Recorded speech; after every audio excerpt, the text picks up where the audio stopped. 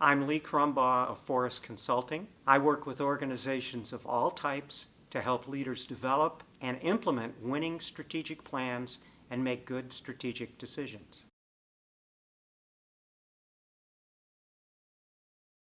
Many organizations don't have a plan. Only 23% use a formal planning process to make important strategic decisions. And 70% of those with a plan don't implement it or implement it poorly. And in fact, generally, little attention is paid to strategy. Did you know that 86% of executive teams spend less than an hour a month discussing strategy, and 60% of organizations don't link strategy and their budgeting? Now, I'm out to change this, both by helping my clients and by promoting the benefits of smart strategy development, execution, and strategic decision making.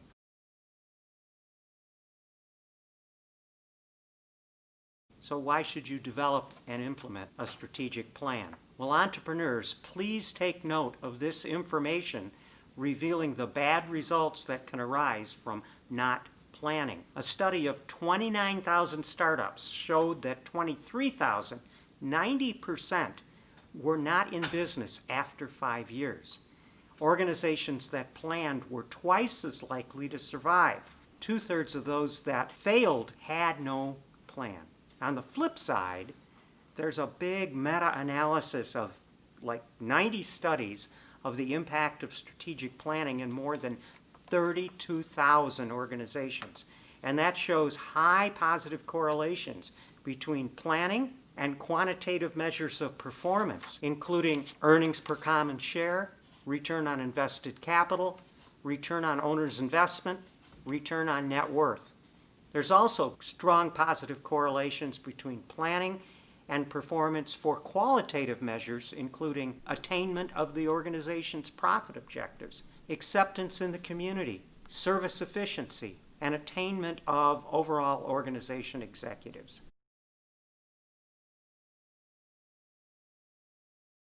So what's the issue? Well, strategic planning is often viewed as complicated and time-consuming, and it doesn't necessarily produce actionable results. Our answer is to use gap planning, focusing on what's most important for success, creating a shared strategic vision of a great future, identifying the critical strategic gaps between the current reality and direction of the organization and that vision, developing strategic goals and strategies to close the gaps and move the organization toward the vision, and then developing and executing strategic initiatives and action steps, and implementing those, and measuring and tracking progress, and adjusting and assessing leading into the next planning cycle.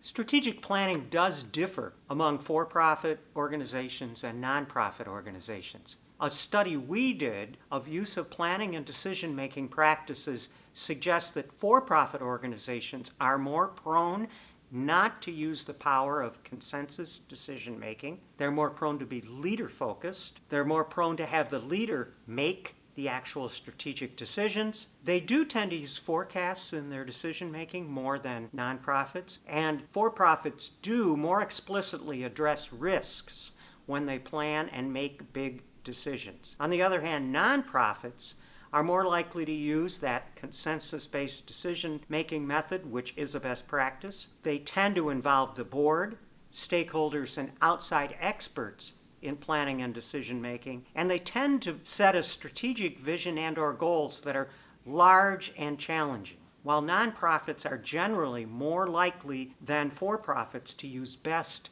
planning practices, recognize that many organizations of both types generally fall short in using strategic planning and decision-making best practices.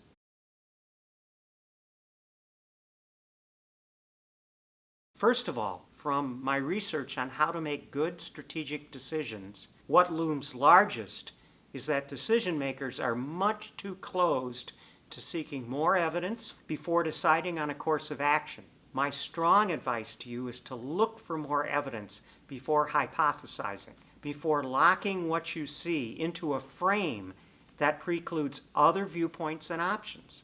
Our natural tendency is to immediately fit facts to a simple story. That's called the narrative fallacy. Seeking more evidence in lieu of forming an opinion of the situation can help you avoid over-reliance on anecdote and jumping to the wrong conclusion.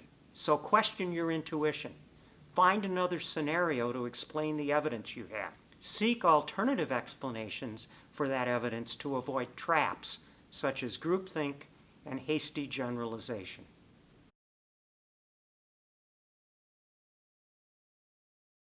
A piece of advice I can give you is to use an outside facilitator when you develop your strategic plan.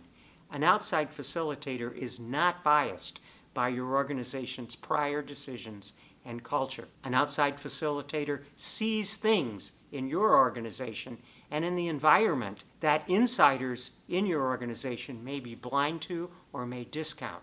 And an outside facilitator can ask the hard questions and is more likely to get honest answers. The leader or the entrepreneur should not facilitate the planning.